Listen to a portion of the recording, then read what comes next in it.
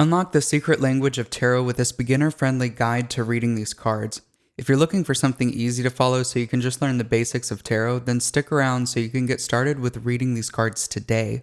For those of you who are new here, my name is Will and this is the Esoteric Cross. I make videos about how to gain your personal power while learning ancient secrets, and if that sounds like something that you're into, please hit the like button and subscribe and gain insight from this perspective in the cosmos. Divination, self-help, psychology, connecting to the subconscious, these are all things that can be related to tarot, and these are all things that can help you out with tarot as well as what tarot can help you out with. I've helped so many people learn how to build a strong connection to the system of tarot, as well as Kabbalah and ceremonial magic. You'll hear all kinds of things in this realm like, don't buy your first tarot deck, that somebody needs to gift you your first tarot deck. You'll hear all kinds of things like tarot can be evil and dark and open yourself up to things that you don't know what you're going to deal with, like demons and spirits. And then you have people on the other end of the spectrum that tell you that tarot is all about psychology and that this is a psychological system. People use tarot to predict the future, gain insight from the past, and find guidance for the present. And you may hear the only way to truly learn tarot is to follow a strict system to be initiated into the occult. And then some people will say the best way to read tarot is to not know the definitions and to completely rely on your intuition to read the cards. And of course, many people just use oracle decks versus the traditional tarot decks. Don't let all of these things overwhelm you. It all comes down to you and your own personal journey and what is it that you seek from these cards. If you want to use them for psychological work instead of divination, then go ahead and do that. If you don't want to know the definitions of the cards and you want to intuitively feel your way through all of your readings, then don't let anyone stop you. This video is to help offer some guidance and structure that can help you move forward with your journey in tarot, no matter the use that you plan to have for it. Tarot cards have these depictions with a lot of rich symbolism, which can help you bring out certain things from the subconscious, and you already have associations with a lot of the symbolism, and understanding your associations with symbols can help you understand a bit more about the cards and how they make you feel.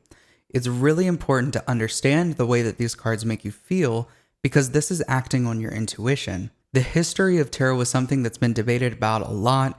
Some people will say that tarot was invented in ancient Egypt, or at least the major arcana was invented in ancient Egypt. What we know is that these cards were invented themselves in the 1400s at least. Archetypes go back very far. You can see archetypes through many different aspects of culture, but the cards themselves show up in the 1400s, and they were used as playing cards by the elite.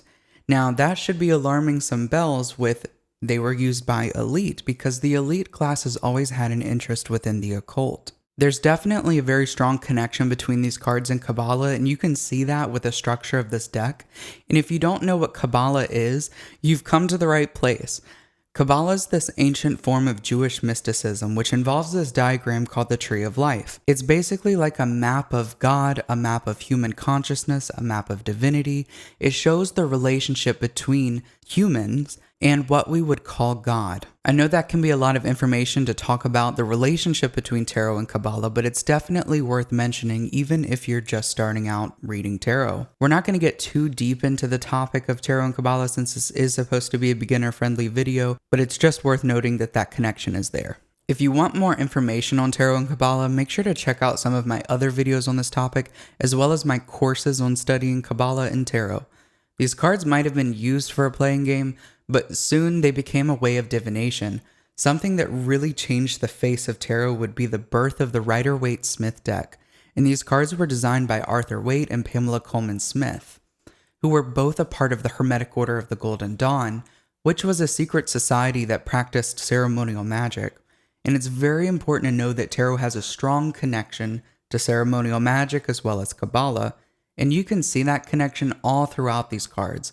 But you don't have to necessarily know the ins and outs of Kabbalah and magic to be able to read tarot.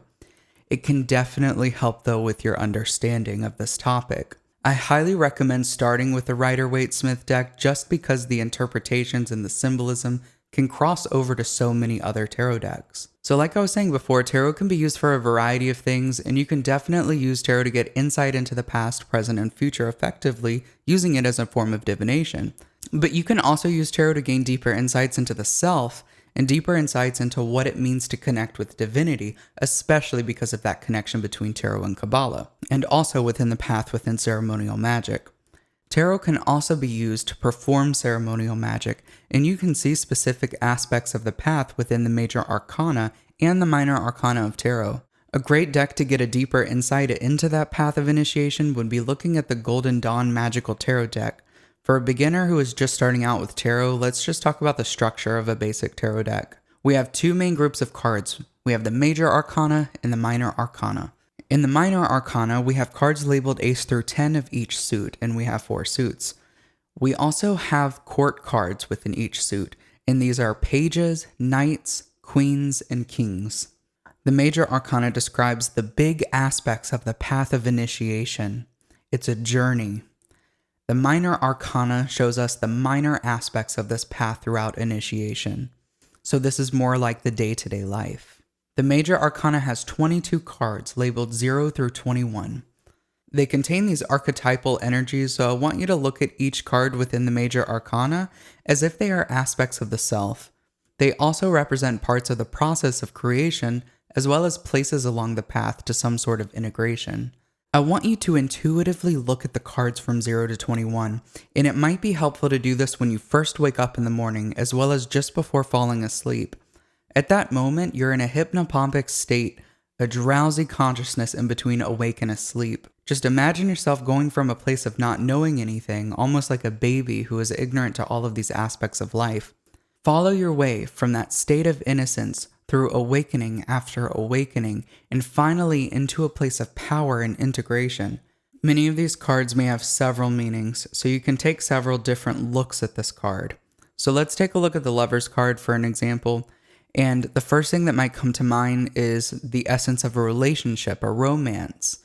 But actually, you might find several layers to this card, and you'll get to the core of the true meaning to the card that might not necessarily have anything to do with a romantic relationship. A fantastic way to get deeper insight into the major arcana would be studying it, of course, with the Tree of Life. You can see that each card of the major arcana corresponds to a path along the tree, and it also has an astrological association. For example, the Fool is a part of the path that runs between Kether and Hakma. It's also the path of air.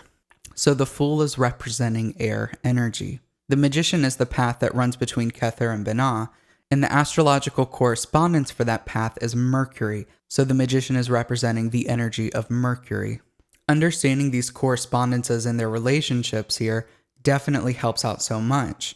And these cards correspond with spheres on the Tree of Life as well, so that might actually be a little bit easier to work with and understand when you first start with studying tarot with Kabbalah. This can help a lot with understanding numerology, as you can see numerology even related there on the Tree of Life, and we'll get more into that in a minute. If you want more information on tarot and Kabbalah, I highly suggest looking up the topic because you'll definitely level up your understanding, and that might be a great thing to jump into after getting familiar with tarot in the first place. So for the time being, just flip through the cards and observe each one as if it was pertaining to your own path throughout life. It might be helpful to think of the Fool as a newborn baby, the Magician as starting to take actions and seeing how it affects the environment, almost like a spiritual scientist. The High Priestess is cultivating understanding and building an internal world. The Empress is seeing the results and understanding her place within creation and as a creator. She will also represent the nurturing mother figure, whereas the Emperor will represent the masculine father figure. The Hierophant is related to religion, but specifically doctrines, morals, and values. The Lovers may represent some sort of integration between masculine and feminine, and it can still have some romantic associations, but I like to look at this card as a choice and a place of learning, especially when it comes to the idea of commitment and developing a higher consciousness. Then we can take a look at the Chariot, which is centered around movement, and this card has been associated with the personality or the mask, and you could think of this as developing the outer personality that we wear. We've just went through the first stage of life. The next set of cards will be going through the next stage of life, which is going to be more internal. Strength representing challenges and developing our inner strength and resilience. The Hermit is going to be a withdrawal from society. The Wheel of Fortune will be the results and understanding a little bit more about how our internal world plays with the outside world. Justice is a continuation of that, as we can see our karma as our results and how they correspond with our state of consciousness. We also may be using the sword that we can see here to cut away certain things within our lives.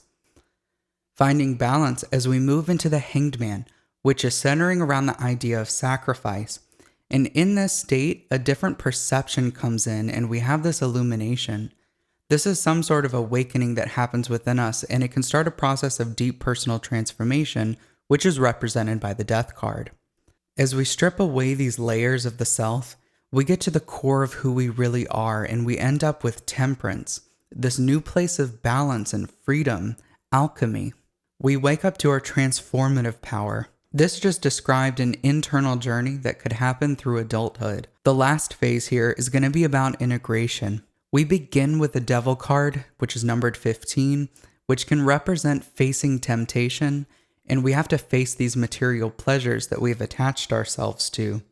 The Tower will be what happens when the veil of the subconscious is completely ripped away. We can't keep stuffing things under the rug and expect the subconscious to just be okay with that for a long period of time. There are certain things that we must deal with. They say that the tower is not built on a strong foundation and that this tower is fated to come down. From here, we see a state of vulnerability.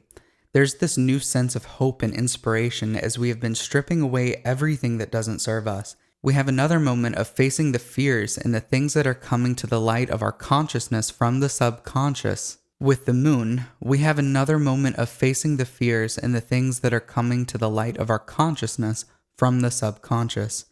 The moon is representing secrets and what is in the dark. We reached the light. Now we have the sun, which is representing awakening. What is out there in the open, it's our presence. We have a new sense of vitality as we act from this place.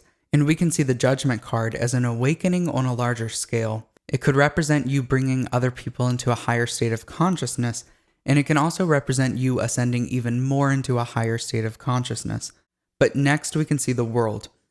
In some decks, this might be called the universe, and this is going to be a full integration of the internal and the external. You can see how this last stage that we just talked about is representing the forces that we interact with a little bit later on in life. And when we start to integrate everything from that internal journey.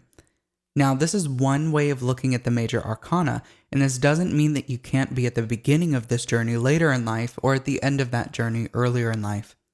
You can relate this to so many different aspects of life and your journey throughout consciousness. You can be at many stages of this process at the same time, and this is just one way to get a deeper understanding of the cards, so that way this can help you with your interpretations if you're using tarot for tarot readings. Now, as we take a look at the minor arcana, we can see that we have these 4 suits, and these 4 suits are related to the 4 elements within alchemy and ceremonial magic. They also represent the 4 worlds of the Kabbalistic tree of life. Let's take a minute and set the court cards aside for a moment, and let's just focus on the cards labeled Ace through 10 of each suit. So with these 4 suits, we have 40 cards. Let's briefly discuss each suit. Wands will be the first suit, and they are associated with the element of fire, and this is going to be a masculine suit. Wands are representing a very masculine type of symbol, which is something that is directive and projective. That is all we mean by masculine. It doesn't mean male or manly. This is describing the force of energy. Fire is an element that is very projective. It spreads very quickly, and it's packed with a lot of energy. It represents force energy. With that in mind, we can take a look at the suit of the wands with the perspective that these cards are energetic. They are the force that fills the space. The suit of the cups represents the element of water. Cups contain water, they hold water, and we can drink from them to let the water give us sustenance. Water is the element that is flowing, it's moving, it's changing, and flexible. Water is often associated with feelings, the subconscious, love. I like to look at this as the creative energy, and one thing that comes to mind is the saying of going with the flow. If we're going to look again at the wands, we can see a much more forceful energy. Fire burns away obstacles. Water goes with them. It doesn't resist. It actually follows the path of least resistance. The suit of the swords represents air. Air is related to the mental body of consciousness, and this is the mind, intellect, thoughts, communication, and learning. But there's something very specific when we take a look at this suit. The first thing that you might notice is that this suit is really depressing. The meanings and definitions of these cards are more dark. It's definitely one of the more difficult suits to look at. The idea is to clear the mind and to come to a place of attention and focus. Everything starts very heavy with the 10, and we work backwards from here as we start dropping the swords as the energy gets lighter and lighter and we become more focused. The baggage of the mind is being dropped through each card until we reach the ace, which is the point of clarity and attention. The masculine element of fire could be looked at the same way, moving from the 10 to the ace. The feminine element of water could be viewed at as coming from the ace into the 10 because feminine is about manifestation into form, and the masculine is rising up from form. This is about the projective and receptive, again not necessarily representing male or female. Air goes from 10 to ace, and earth represented by the pentacles goes from ace to 10. So the pentacles could be viewed at as coins, and a lot of times this is going to be related to money and career, but this is much more than that. Earth represents stability and motivation, growth, the environment, health, as well as money and career.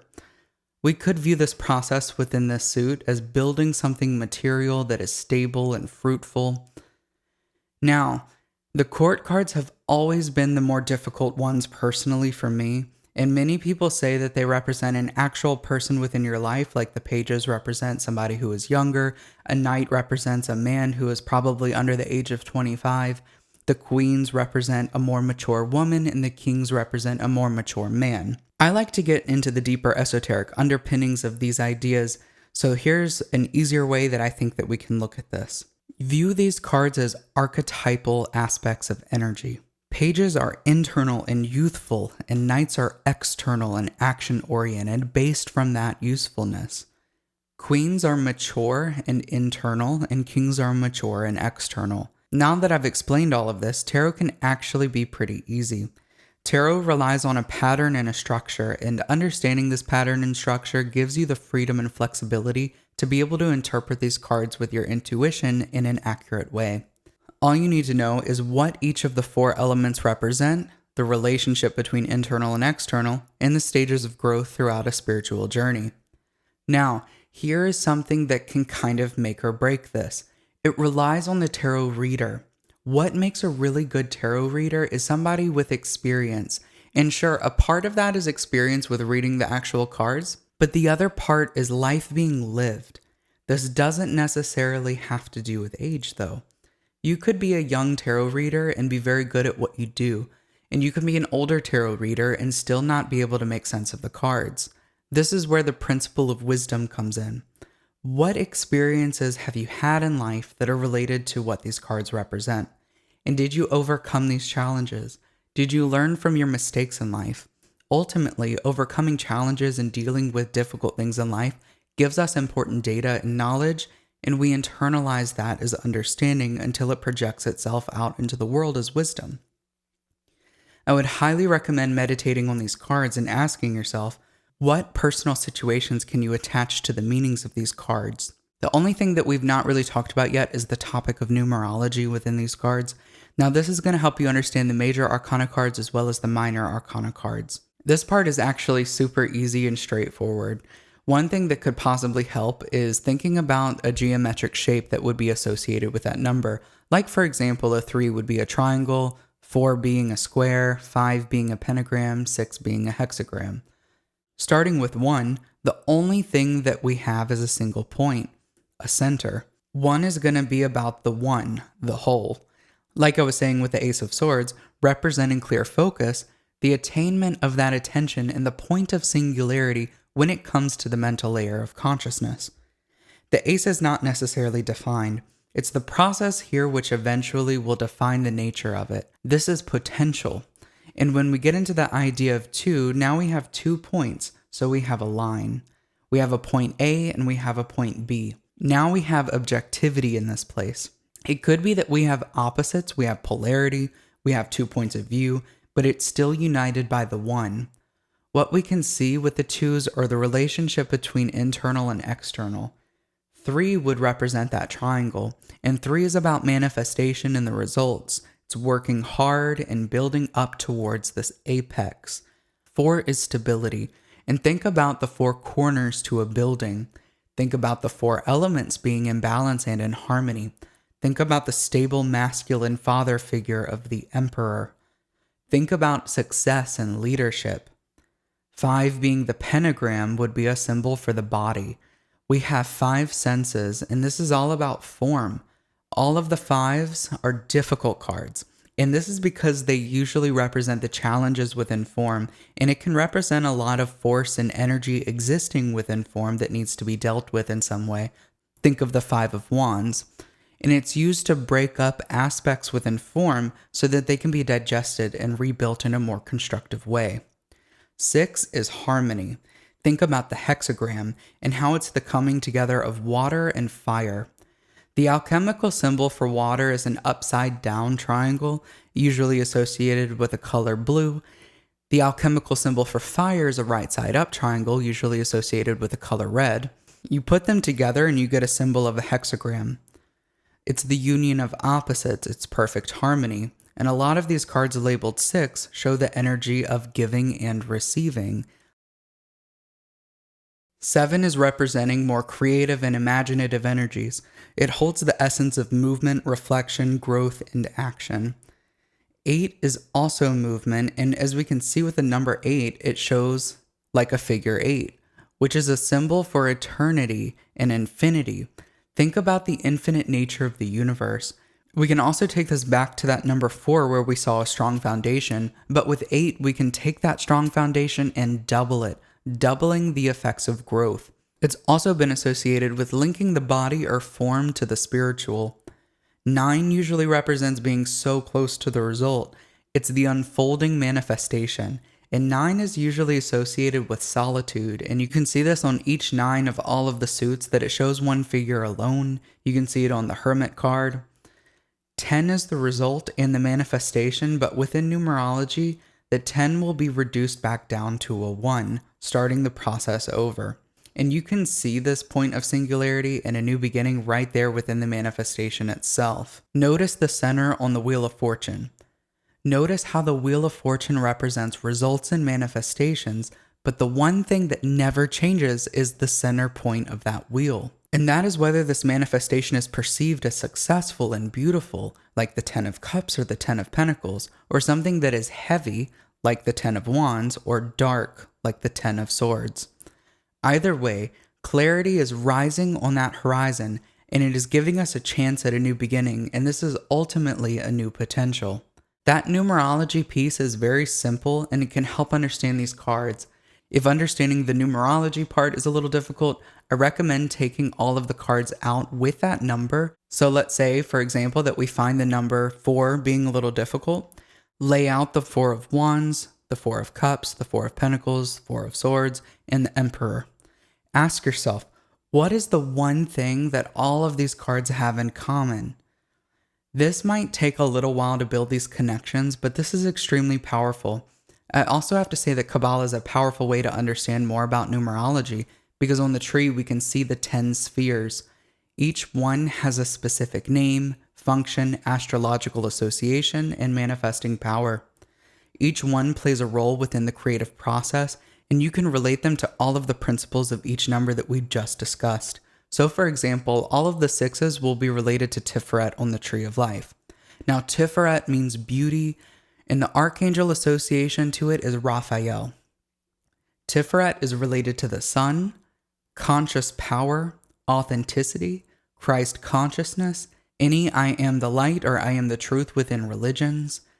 This is at the center of the tree, it's at the center of the chest. It's the bridge between severity and mercy, the bridge between the creator and creation. Now, I know that sounds like the coming together of opposites, the alchemical union of water and fire, masculine and feminine. So with the 6s, you can see these themes of harmony, equilibrium, and you can even see the sun and the lovers with Raphael.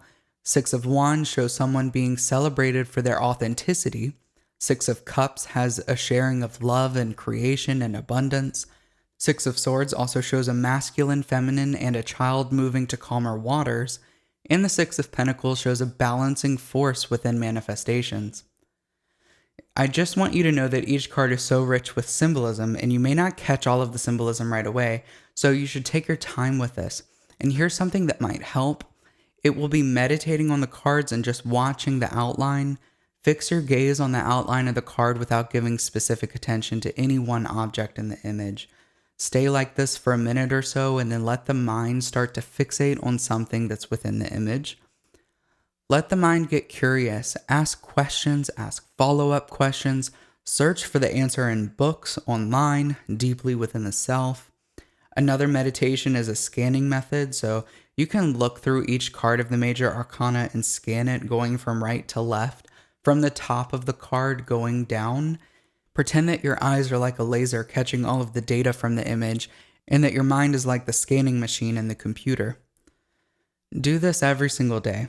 As I said before, meditate on the major arcana when you wake up and before you fall asleep. Start doing some simple readings. It could just be a past, present, and future reading for yourself. It could be picking a card a day.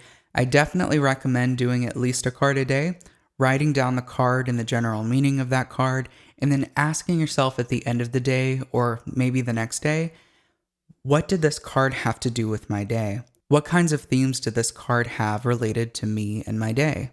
This will help you build a relationship to that card, and this might help you in the sense that when you read the guidebook, you might have a specific perception of that card, whereas when you actually work with it in a day-to-day life, you might have a new perception on that card and a new relationship to that card that you wouldn't have had if you were to just read the guidebook. I also just want to say there are a few recommendations that I have. Of course, that first recommendation is going to be the Rider-Waite-Smith deck. I highly recommend starting with Rider-Waite-Smith deck. My second recommendation is going to be the Golden Dawn Magical Tarot deck. I really, really love that deck because the guidebook that comes with it is extremely useful. It talks about the relationship between these cards and Kabbalah. It goes into detail with the major arcana cards, where it talks about the astrological associations, the Hebrew letter associations, the paths on the Kabbalistic tree of life. It talks about the paths within the initiation into the occult. It also even goes through some occult rituals within that guidebook. Another deck that I want to recommend is going to be the Hermetic Tarot. And these cards are great, but they are in black and white. And I also want to say it is a great guidebook when it comes to understanding the astrological associations again. It talks a little bit about the angelic associations within the cards. It has some useful information in there. Another deck that I want to recommend is the Initiatory Tarot of the Golden Dawn. The guidebook for that deck is not extremely detailed. It's not extremely great, but the artwork on the cards are beautiful. That was the first deck that I started out with, and I still use it to this day. It is also a fantastic deck to work with. I really hope that this video has been helpful for people who are just starting out with tarot, and just know that this journey is lifelong. Getting familiar with these cards and looking through them is very helpful in the beginning. All you really need to know are the four elements, the relationship between internal and external, and a basic understanding of numerology is helpful. Get curious about the symbols on the cards and do some research. Look things up and don't be afraid to use the guidebook. When you're ready to start looking into the related systems like Kabbalah and Magick, you'll find a whole new world within these cards that many tarot readers have never even discovered. Check out the links in the description to the courses that I offer, like the one in tarot and the one in Kabbalah. Check out the link to book a tarot reading with me if you're interested, and also check out my Patreon for live streams. I hope that there was something new that you were able to take away within this video. If so, please hit the like button, leave a comment, and subscribe for more content. Thank you so much for watching. Until next time.